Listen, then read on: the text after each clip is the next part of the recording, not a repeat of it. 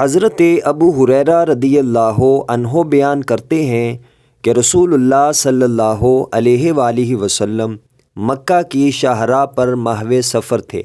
آپ صلی اللہ علیہ وآلہ وسلم جمدان نامی پہاڑ کے پاس سے گزرے تو آپ صلی اللہ علیہ وآلہ وسلم نے فرمایا، چلتے جاؤ، یہ جمدان ہے۔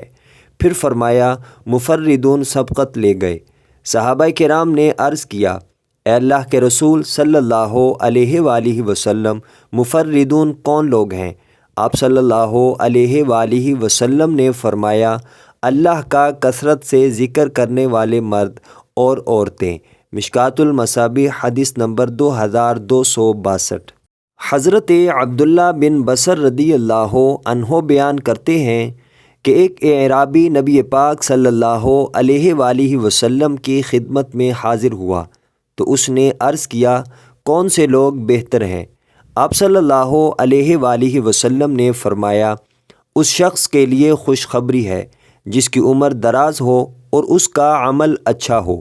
اس نے عرض کیا، اے اللہ کے رسول صلی اللہ علیہ وآلہ وسلم، کون سا عمل بہتر ہے؟ آپ صلی اللہ علیہ وآلہ وسلم نے فرمایا، مرتے وقت تیری زبان پر اللہ کا ذکر جاری ہو۔ مشکوٰۃ المصابیح حدیث نمبر 2270۔ حضرت ابو ہریرہ رضی اللہ عنہ بیان کرتے ہیں کہ رسول اللہ صلی اللہ علیہ وآلہ وسلم نے فرمایا، اللہ تعالیٰ کے 99 ایک کم 100 نام ہیں، جو انہیں یاد کر لے وہ جنت میں داخل ہوگا۔ اور ایک دوسری روایت میں ہے، وہ وطر ہے اور وطر کو پسند کرتا ہے۔ مشکوٰۃ المصابیح حدیث نمبر 2287۔